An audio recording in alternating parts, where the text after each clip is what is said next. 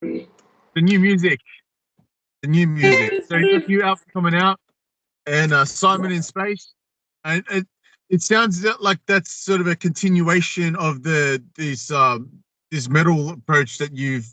It sounds like a slide guitar, but it's obviously the fretless where you. It sounds like it doesn't sound like the normal kind of riffing, but it's heavy, and it's unique. But can you explain it for me, Simon in Space? Yes, well, Simon? Simon is my cat, and he's my little buddy, and he had this one of his million beds that he has all over the house. One of them is this like white circular thing that when he would sit in it, it would look like he's in a little spaceship. So I had, just for a joke, just for my own amusement, I made an Instagram thing, Simon in Space, where it's all pictures of him in space. And then when I was making the song, I was like, the song sounds like a bunch of space travel, kind of like it sounds like it. So I was like, shit, you know what? I'm gonna call it Simon in Space. And when I was designing the artwork for the album, I wanted to have things that seemed like an evolution of that very first album 30 years ago, where it showed this foot with wings. I have the guitar inside, I should get it. You know what? I'm gonna do that. So. Oh yes. Yes, I haven't plugged that thing in. Bumblefoot guitar. Let's go get. Oh no, it's the foot guitar, yeah. Mm-hmm. Nice. Oh yes. This is my room of junk. Just have a million things everywhere. Amps, guitars, and everything. So let's see, where is it? There's my Helix. Which is it? This? No. Where is that guitar? Let's find it. Is it in this case? This I imagined in my mind it'd probably be like on the wall or something, like on display. That's where it should be. Let me see. There it is. All right. Here we go. Okay. Let's.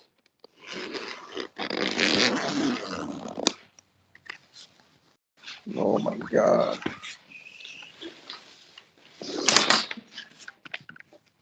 Yes. All right. It's been a long time. Many, many years. What did you make that yourself, or like who created it? So that was Vigier made that one, and they are amazing. This is when I first hooked up with them in '97. We talked about how I would make my own weird guitars, and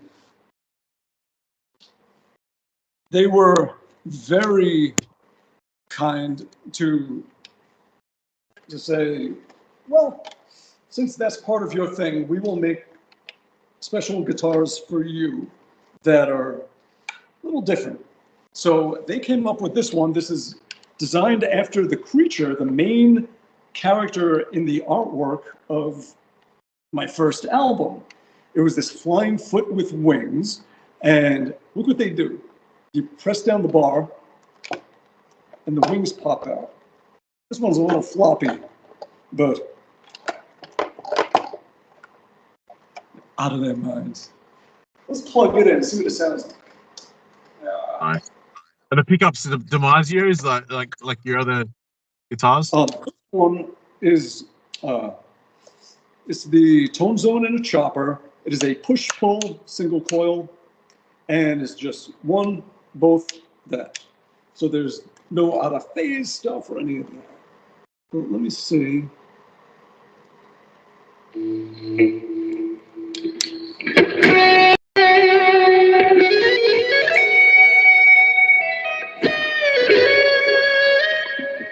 Nice. So that's this pickup. Okay, single coil.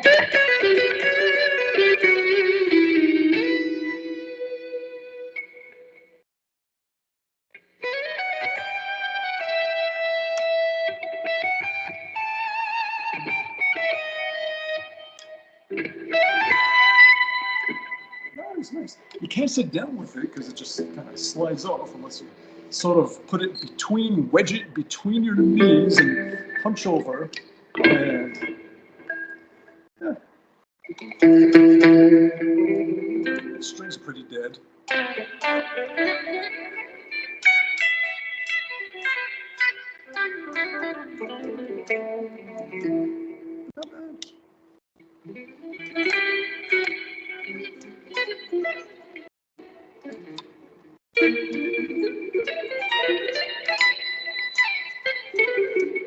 Yeah, it's all right. It works. Very So, nice.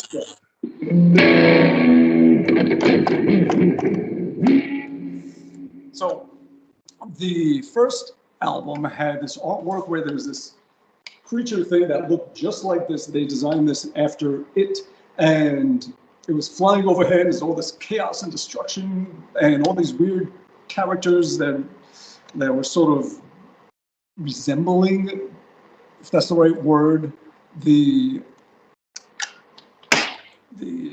names of the songs on that album. So 30 years later, I wanted to make something similar. So instead of having a foot with wings as the main character, how do you stand this thing up? This is not going to work. I should really put it back on Kate's floor. I could try and put it right here and switch this here. It doesn't quite work on the stand, but let's see. Let's hope it doesn't break. And so came up with a new creature thing that looked more like this guitar, only a spaceship. And this dude came up with a great version of it, and then I had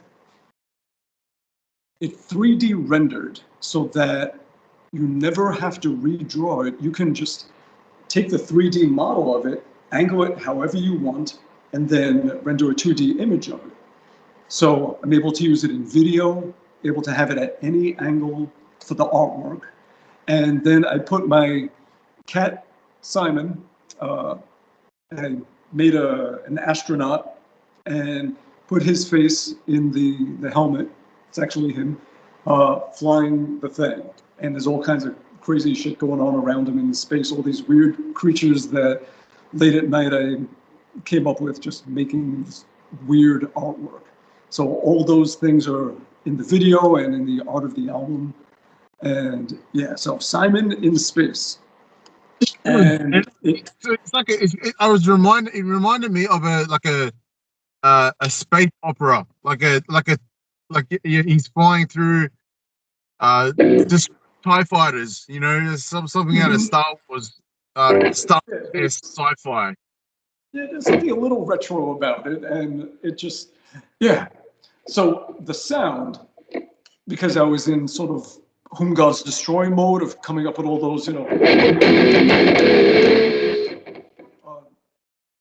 the guitar, it's tuned, standard 440, except 6th string is drop D, and then on this one, 6th string is drop B. So it's like a 7th string missing the 6th string.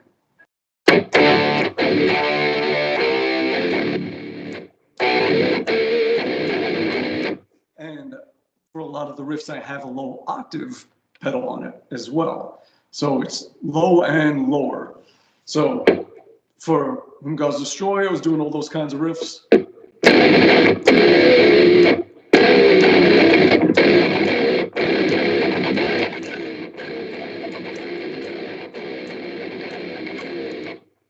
And just being in that mode when I was writing this song, it just...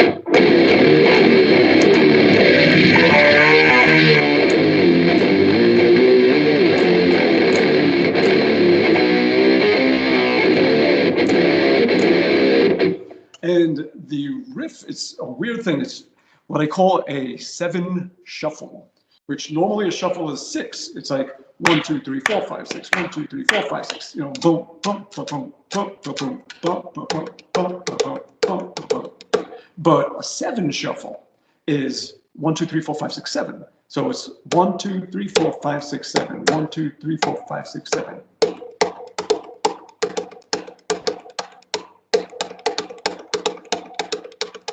Like that. So it's doing that in the feet. The feet are going, and the riff is going 1, 2, 3. If you slow it down, 1, 2, 3, 4, 5, 6, 7. 1, 2, 3, 4, 5, 6, 7. So that, and you have the feel is just quarters. We're going 1, 2, 3, 4, 1, 2, 3, 4, 1, 2, 3, 4, 5, 6. And 1, 2, 3, 4, 5, 6, 7. 1, 2, 3, 4, 5, 6, 7. While the feet are going bum, bum, bum, bum, bum, bum, bum, bum, and the riff is following the feet. So it's like,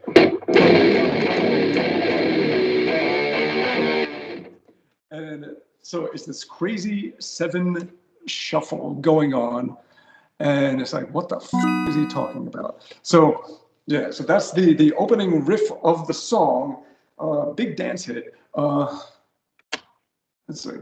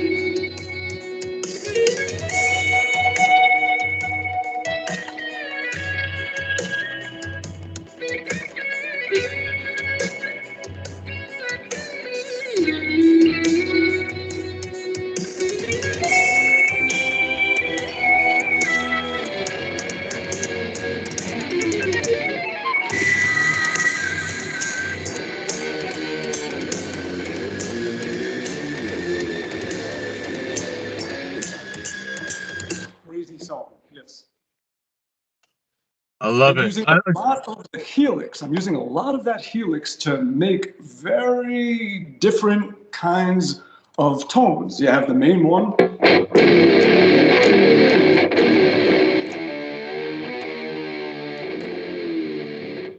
And then you have the first verse, which is, it has so much stuff in it. It has a long reverse delay, so that anything you play in the background happens like a second later, reversed. So if you dip down something,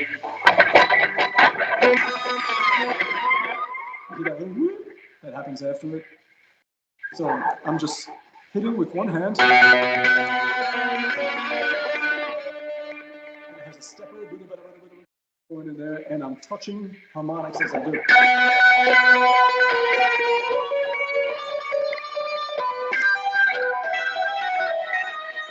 I might just come.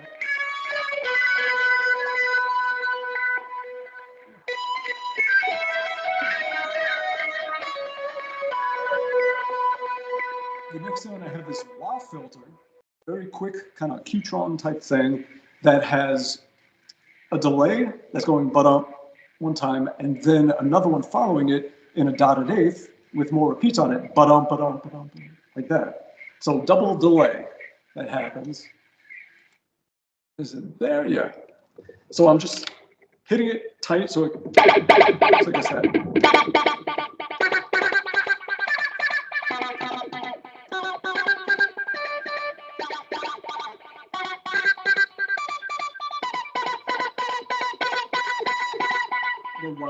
repeating, I flip to here and it goes to just the pretty sound.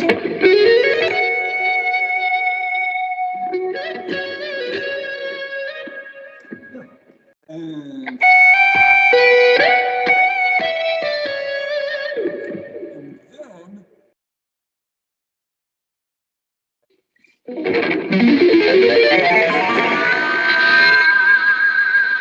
that thing where I'm using pitch delays to get all this crazy.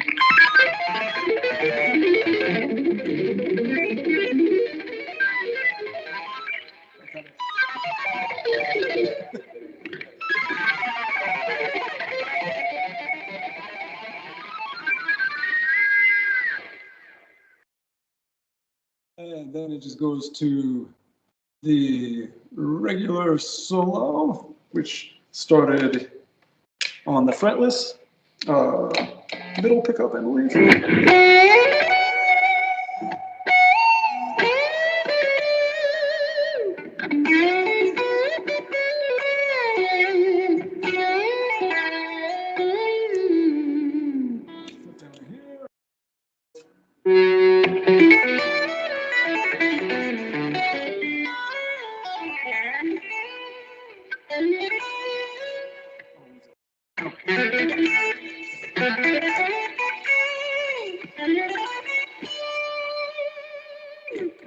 And this thing, and jumps in and just fucking around with this. And then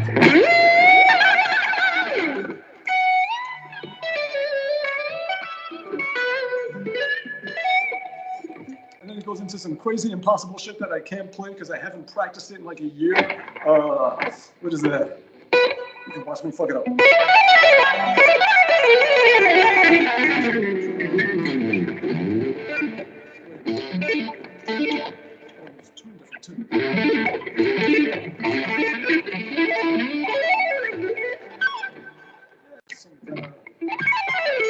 Tapping shit.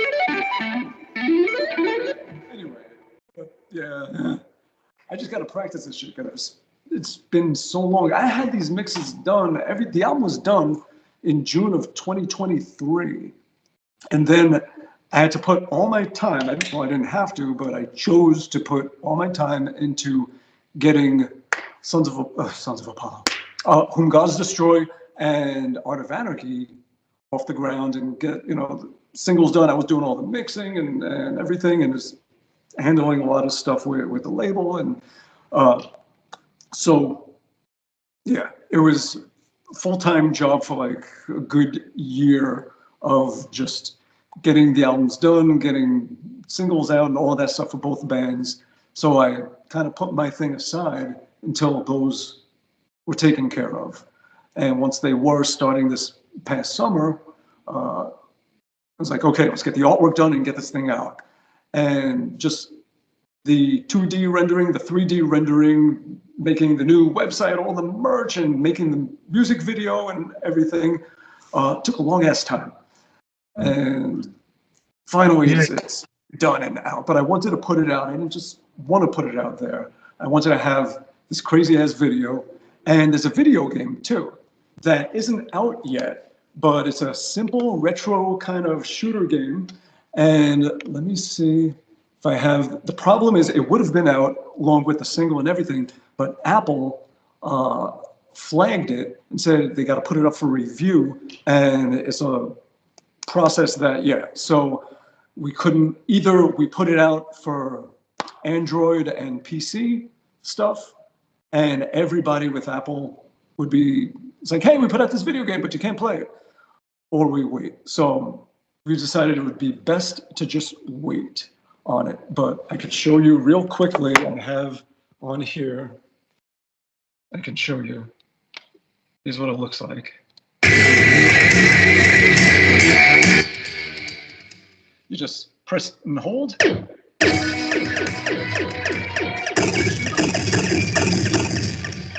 Power ups.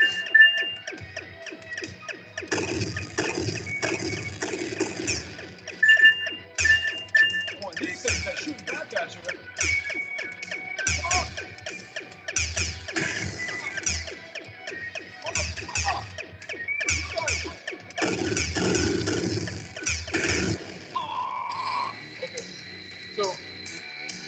anyway, that's great. So a free video game, just why not to include with everything? So people will be able to download this game, and the song plays in the background, parts of the song, and just a fun little thing to add to the whole release of the single and the album and everything. Yeah.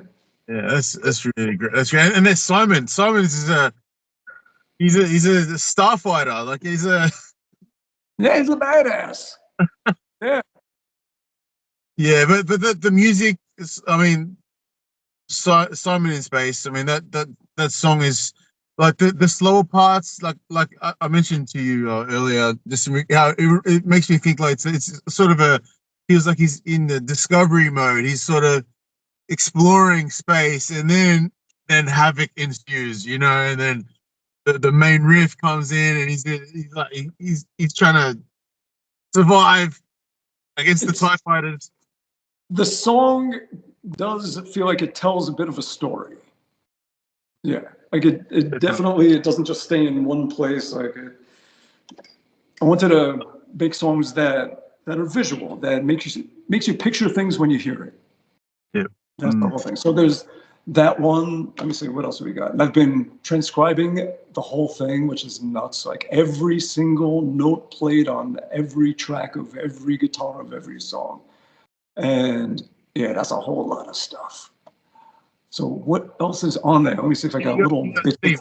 You've got Brian May and the violinist, Ben, I can't remember his name. Harris. Oh, very phenomenal. Yeah. Just a beautiful player, yeah. And so, I mean, you know, this I think this is would you say you've reached sort of I mean, you're always doing things that and have done that you've never really done before. So this is definitely a sort of, and well, that's what you're doing now, isn't it? I mean, because the sound of this song, I haven't heard you do anything like this in any of your solo stuff, really. No, like really. your evolution of your craft. Yeah, you just keep evolving as a person and musically and everything, and just try to be more than you were the day before. That's the great thing about it. Yeah. Always search. That's the inspirational thing about what you do. I mean, and what we all have the ability to do is to explore more and find and value in things we haven't done before, and your sound, it's always going to change. You know, like one of the things that I always see, like in the comment sections or even friends that love Metallica, for example. I mean, come on, everyone's just, there's so much negativity online. You know what I mean? Like they're all expecting them to sound like they were in the 80s, basically. But guitarists evolve, you know, and I haven't heard many thrash guitarists like Kirk use the wah like he does, and I think that's very unique. Like for him to have done that for as long as he has. But there's so much. Yeah, well, you know, people love, you know, when you first discover a band, and especially when the band first comes out, there's a feeling you get from it, and every time the album comes out, you want to have that feeling. So if it changes, you know, it's orange juice, and you slowly add apples to it after a while. It's like, this is not orange juice anymore. Yeah. And that's fair. People like the old sound, and they want to keep that old sound, and they don't want it to change.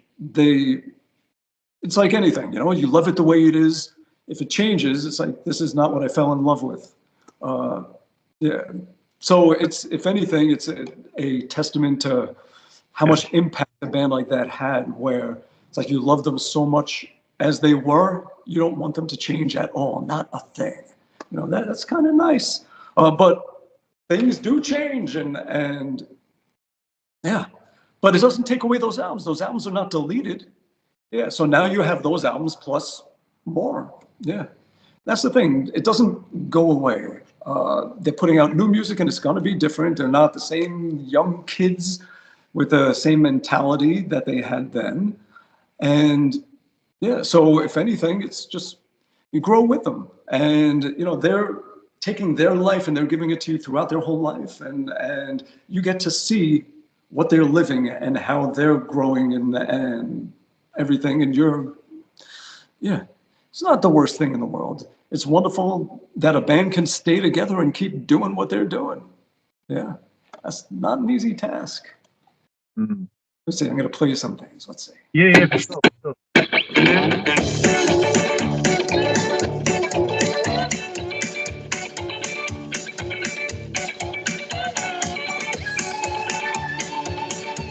So I was watching on I don't know, it was some documentary, and it was on Lonnie Johnson, the old blues player, and he was doing some kind of riff, and I just got inspired. I just grabbed my guitar real quick, and I just started playing that. Oh, that was it. That was it. Do I have sound? I do. Good.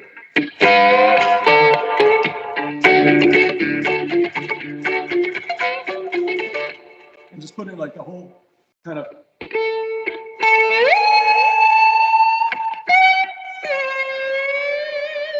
In the background.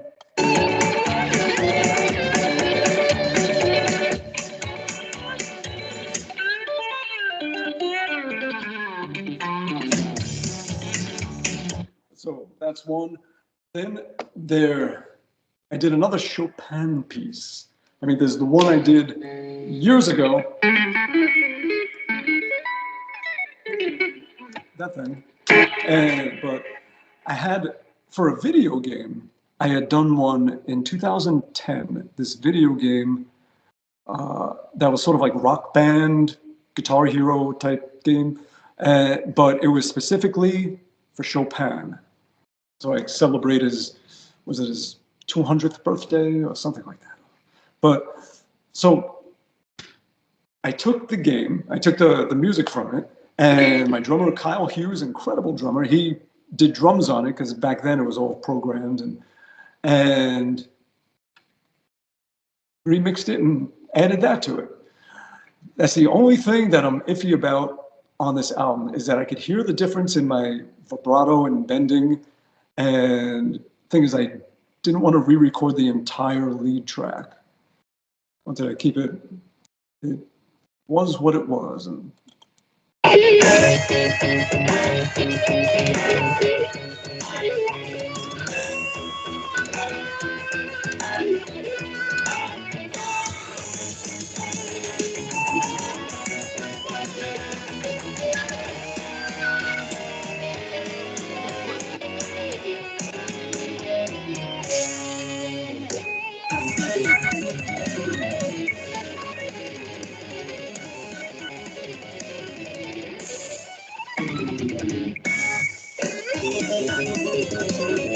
there's that high note at the end of it, is just grabbing a, which is just, you hit this, and then you visually cut the length of the string in half, hit a harmonic.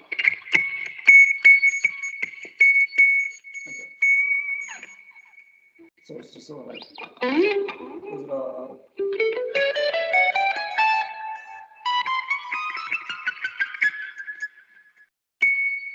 you hit that at the end of it. And then,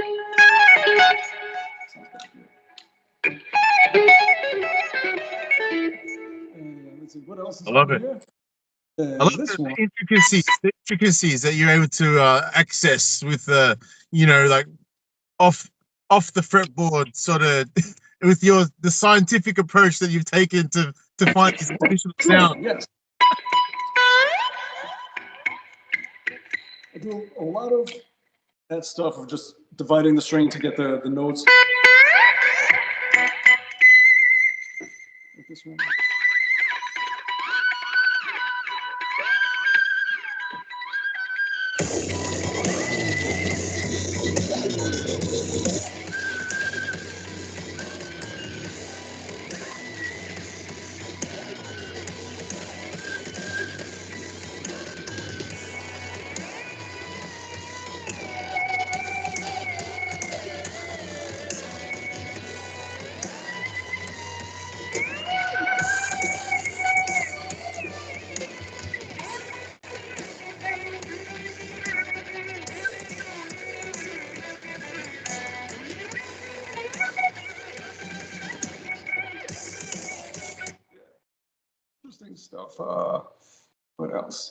I love the sort of the Arabic sort of flavor. The scales.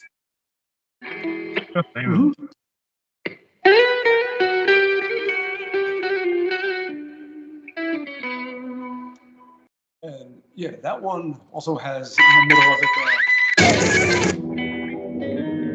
this thing I put online.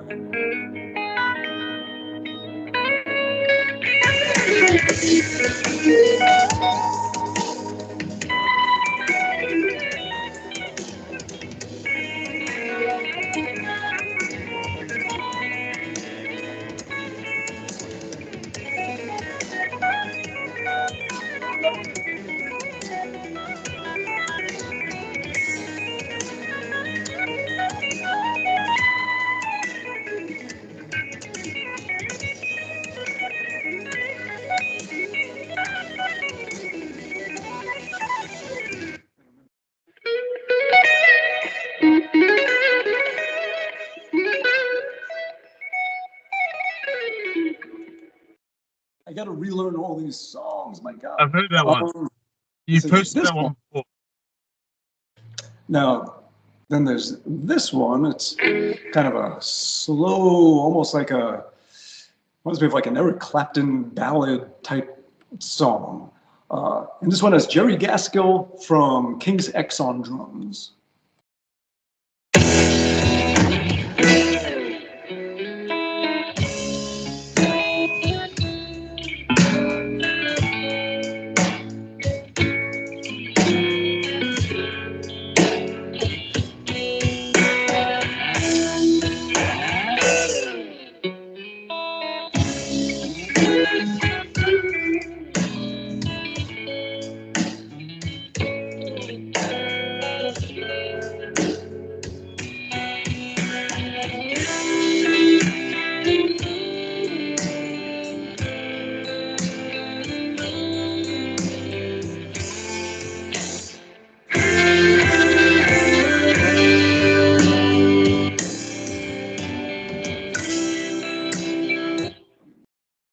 Else, then I had this little kind of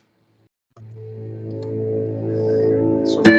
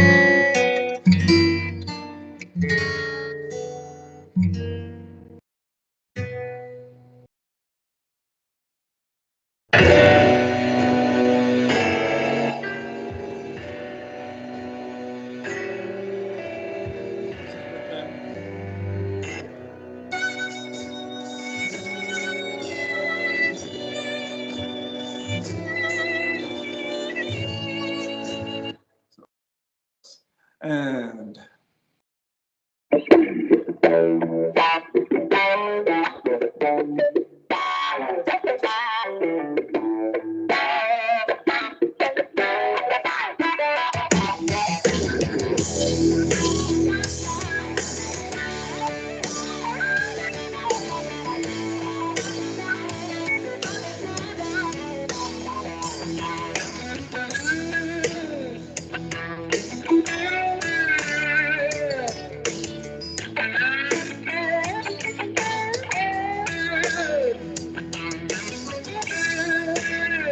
so did something interesting on that one where I had a slow vibrato effect that pulls it in and out so that if you're holding a note, it'll sound like.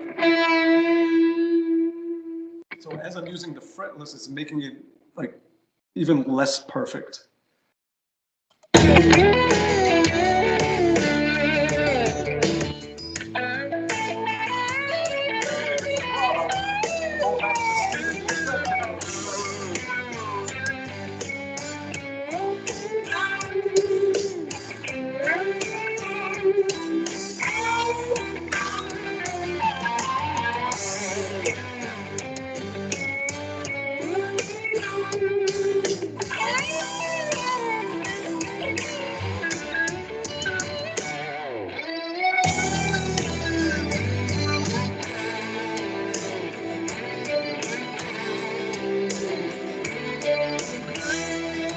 This one I did a talk box solo on the fretless. Let me find that.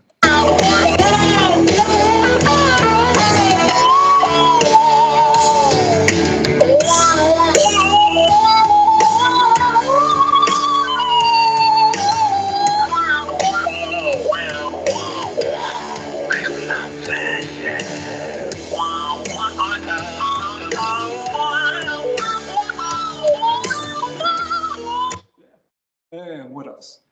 Then there was a song called The Thread, which is named after this email thread I have with a bunch of guitarist friends. And I was writing this song, and I knew I was ripping something off, but I didn't know what. And I showed it to them. I was like, what am I stealing from? And one of them was like, that's Gary Moore. When he was doing a Parisian, yeah. Vocalist.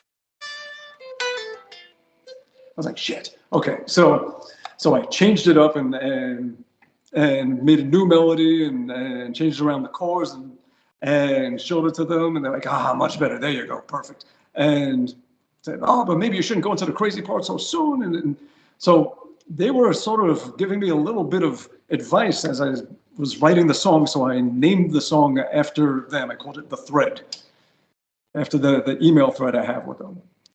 And I had just gotten the Digitech Freakout pedal that gives you step on it and it gives you harmonics, like feedback, like artificial feedback. So I just used the fuck out of it in the song.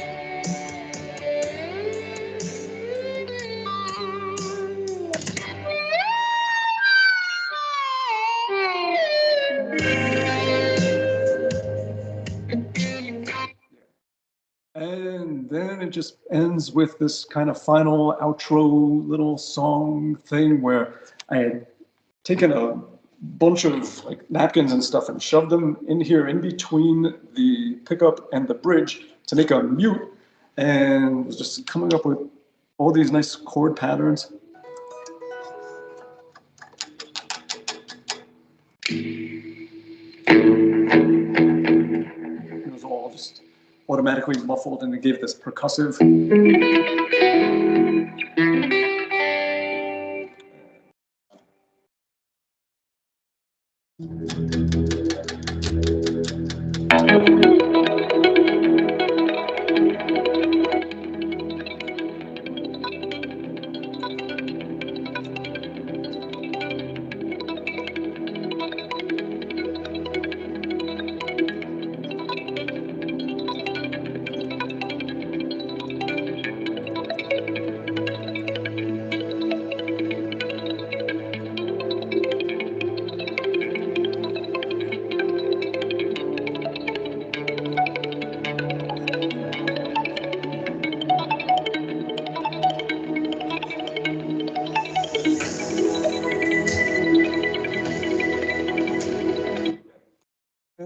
pretty much the album. I threw on 2 songs that I had previously put out, so this way they'll at least be on CD and vinyl and everything.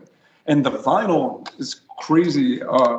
Went all out. So it's 2 discs and full color on the sleeve for each one and pictures and everything, and it opens gatefold. But the second disc, either I was going to have to put less songs on each side to fill up 4 sides, or too much music onto 2 sides, and then it would degrade the quality. So 3 sides of music, and then the 4th side is artwork on a clear disc. It's like a UV pressing. If you look up Dark Side of the Moon 50th Anniversary UV pressing, it gives you an idea of what that looks like, where it's like a clear disc that has artwork on one side that you could see through to the other sides. So the second disc is UV pressing, where it has the music, the last songs on side 3, and then the artwork on side 4 that you could kind of also see on side 3. And so yeah, just really wanted to go all out and just, the way albums used to be, it was artwork. It was stuff you can hold and you want to hold it and look at it right up to your eyes. And yeah. And the CD, the booklet, instead of it being a booklet, it folds out into like a 4-panel size poster thing on both sides, 2 different pictures, and a cassette. Putting it out on cassette. My very first album was on CD and cassette, so I'm putting this out on cassette. Oh, they're still making them. I am. That's the thing. There's been a resurgence of vinyl. There's been a resurgence of CDs now that I've been hearing for several years now, and cassette tape as well. It's fascinating. Putting it out on cassette. Yeah. Yeah. Yeah. Look, I love the fretless. I mean, it almost sounds like half slide, half violin, but it's more of a warmer tone because of it's just it's not. You don't have the glassy sound from the slide. The violin is violins is much higher pitched. I believe from what I hear. It's just, but you got such a nice warm tone to it, and the feel. It's just, it's very almost it's kind of mysterious kind of sound, because I don't hear too much fretless guitar, and maybe that's just outside of my radar. But there's not a ton of it. No, it's not the most popular thing. Yeah, which is so nice to hear, and that's just part of what you do and what you bring to the table. So you produced the whole album. You're using Pro Tools? Hell no. No, I'm using Cubase. I have been using Cubase for 25 years. Back in '99, started using it back when everything was only 16-bit, all the options, and Pro Tools was so hardware reliant, where Cubase, you could do so much just internally, where you weren't dependent on the computer's operating system that upgrades and then your shit doesn't work anymore, and then you have to wait for that, and you have to buy all this external stuff. No, Cubase, it was fantastic back then, and they were the first ones to up it to 24-bit, where I remember the old version of it had this button on top that if you clicked it, it just put everything from that, at the time, everything was very small and just it was not a great sound. And this just, boom, put it right into your face, and it felt like you were slamming tape, like it was saturating the way tape does. And it wasn't getting digital distortion and breaking up. It was just like fattening up. It was fantastic. So Cubase was so ahead of everyone else with that, and I stuck with them. And they have the greatest plugins that just come with it. Things that I've worked with people on albums where we were at another studio doing Pro Tools, and the drum is just not, the snare isn't cracking through. Once all the music is on it, it's got, it's cracked, just got rounded out. It just sounds very and dead. It's like, all right, let's put on a multi-band envelope shaper and grab the high mids of it between, 2500 and 55, and put a peak at about a 4 dB so that it just cuts through brightly without having to like raise the EQ of the snare track, which raises all the bleed and everything. It's like it's just grabbing the peak and EQing and elevating that. It's like, oh, we can't do that. That doesn't exist here. It's like, well, let me see if Waves has something that we can get. And like, there's just amazing stuff. It's like, oh no, the bass is a little bit out of tune, getting a little. Let's see, can we just sort of use the internal just tuning to just straighten it out and put it down? It's like, well, I guess we can maybe get some kind of Melodyne thing. And like, Cubase has everything to not just mix, but to fix when you need to. I mean, of course, anybody could overuse anything, which you hear way too much. We become reliant on all these things when we shouldn't. We should not be making our assistant our boss. Like, these things are to help. But Cubase is the best at that. Like, it's the best helper you can get when you need to fix something that normally wouldn't be fixable. And I'm not talking about, just up like vocal. Yeah, sorry. So like I said earlier, I was using Cubase in 2003. That's at the Australian Institute of Music, where I studied for a little bit. That's what they were using. They weren't using Pro Tools. But then in Australia anyway, Cubase just never. I didn't hear about it until recently, and now hearing that you've been using it this whole time. But for most of the time, I see videos, interviews of producers or whatever. They're using Ableton, they're using Pro Tools, they're using so many other programs, but no one that I've heard of is using Cubase. And you mentioned more, they're using it more in Europe than the US. I think it's more popular in Europe. It is a European company from Germany, and but they're fantastic. What it boils down to is people should use what they're most comfortable with, whichever one they can most easily find what they're trying to accomplish without having to go to a manual. And so, yeah, so for me, it's Line 6 Helix for guitar and Cubase for recording. That's it. And they had a lot of albums done that way and a lot of guitar work done that way.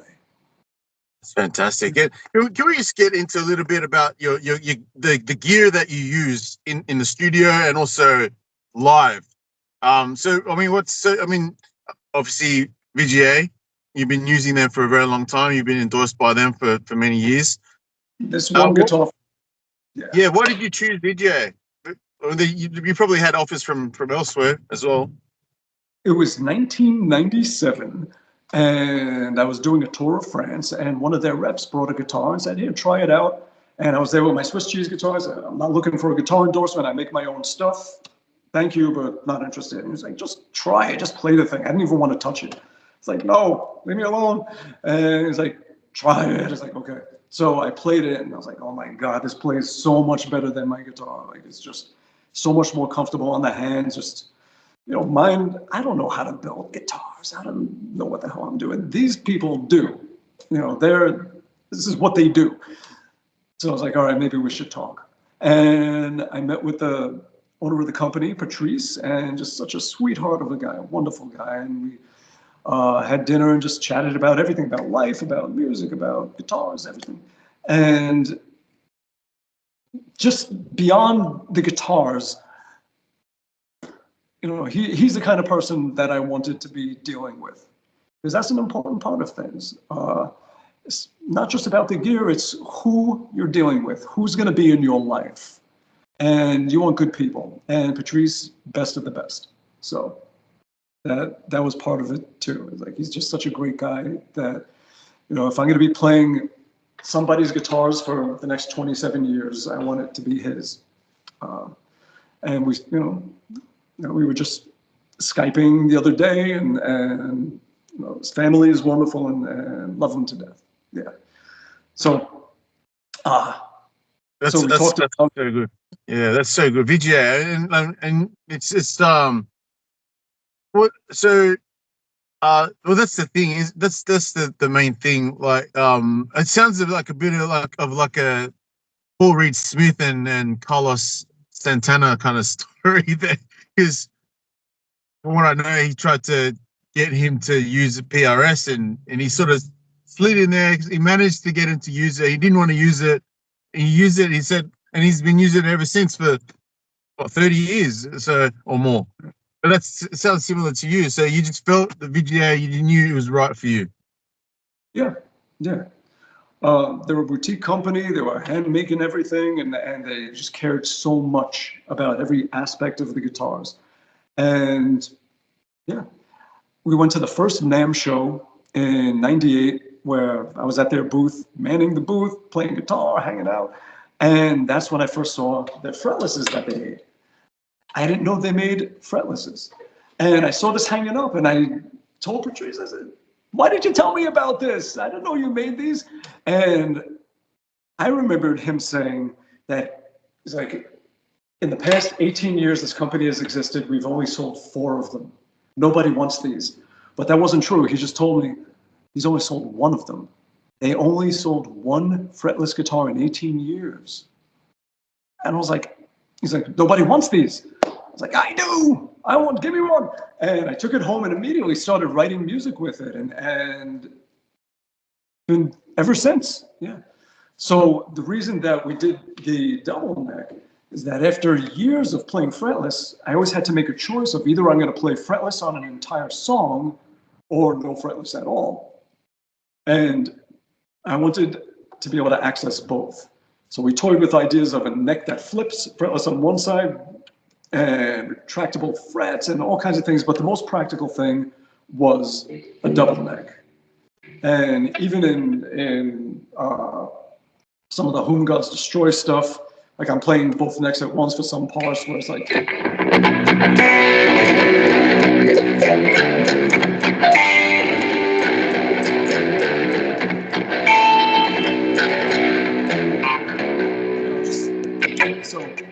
And being able to do different tunings on them.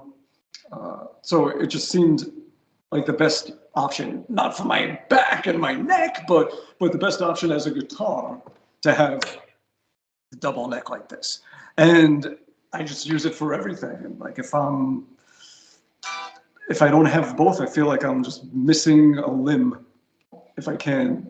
Yeah. So yeah. So I go out with this. I go out with a Helix and direct out. I used to plug it into all my Engel amps and everything, but for a lot of things when I'm doing clinics or just if they don't have stuff there, I just use the Helix and direct outs. And the way I have it routed after much experimenting, it sounds, the direct outs sound like you're moving sound through the air.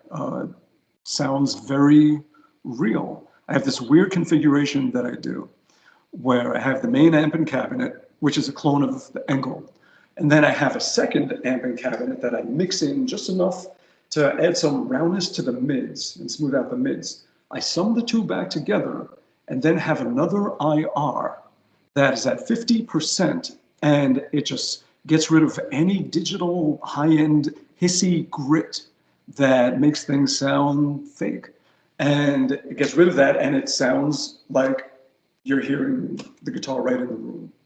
And it darkens it a little bit. So after it, I might put an EQ to just open up the very top end at like 12K or something. Just the very, very top end, just so it doesn't feel blanketed or anything. And it works. So that's what I use for the main foundation for all my sounds. And when I'm recording, 99% of it is just the Helix plugin and the same sounds that I use in the pedal. So my gear is this guitar and a Helix pedal. And that's it. Yeah, when I played Hellfest, it was this guitar and my Helix pedal. Direct into sound system. When I did a clinic, whenever this year, same thing. Helix pedal and this. And now if I get my laptop going with the sounds in that and just an interface, then I'll be able to travel with just that, my laptop, and just have a small little, just use like a Focusrite 2i2 interface. Just plug the guitar in, out to the PA, and you have your mix, and you have everything right in there. That's great. And what about live? I mean, what's you got your angles? No, live is guitar and the Helix pedal. That's it. So everything that I've been doing for years now is direct out of the Helix pedal. All the Engel stacks that were there, Derek was using them for his keys. He was running his keys through them, blasting me the fuck out. Yeah, they sound good with keyboards too.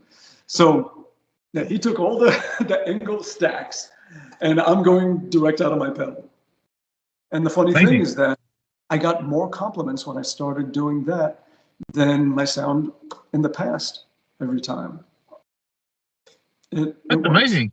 You've sort of resorted to that, because it's I mean, the typical guitarist you'd imagine would have a stack of amps and be using them all like Yngwie or something like that. Oh, he is loud. I opened for him for 5 weeks, like 10 years ago. He's a loud motherfucker. My God. Him and Uli John Roth, super loud on stage. Yeah. Uli is such a smart guy. Yngwie, I saw Yngwie this year. It honestly was the loudest concert I've ever been to. And he had this section where he was just doing the whammy, and it was going real high, doing these high tones and the feedback, and I was killing my ears. I've seen AC/DC; they're all loud, but he was much louder. Louder, yeah. Yeah, he definitely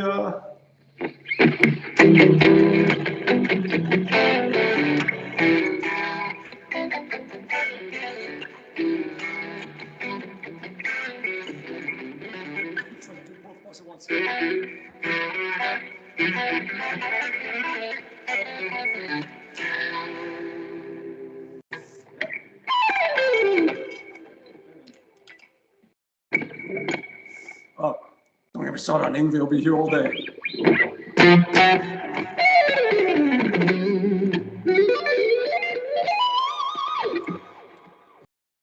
What was I just talking about? Yeah, gear. We were going about Cubase and your gear that you use. I just use the Helix direct out, and even when live, like a lot of guitar players, they like to hear themselves loud on stage. I like to not hear myself at all.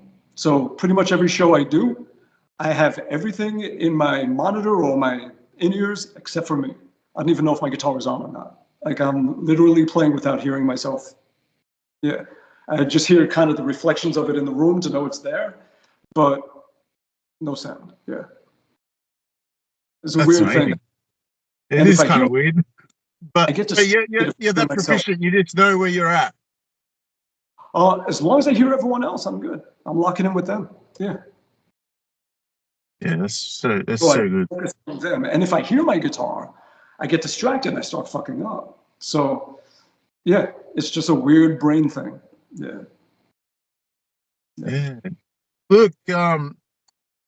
Bumblefoot, thank you so much for joining me and having this conversation.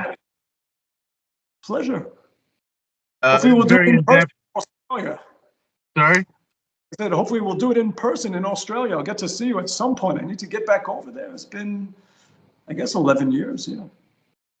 Absolutely. Yeah, I'll be down for that. Absolutely. Well, I don't know if you drink beer. We can have one or two. Or sparkling water. That works. Good. Well, thank you so much. And whoever's watching this, thank you all very much. Pleasure. Yeah, everyone, look out for Bumblefoot's new album, Bumblefoot Returns. And it's coming out very, very soon. January the new single. Yes. January 24th. Yes, and right now we're doing all the pre-orders at bumblefoot.com. And yeah, that's it. Beautiful. Thank you so much again, and we'll definitely catch up soon. Good. I hope so. Okay. Have a All the great best. one. Talk to you soon. See ya. Thanks again. Bye. Bye bye.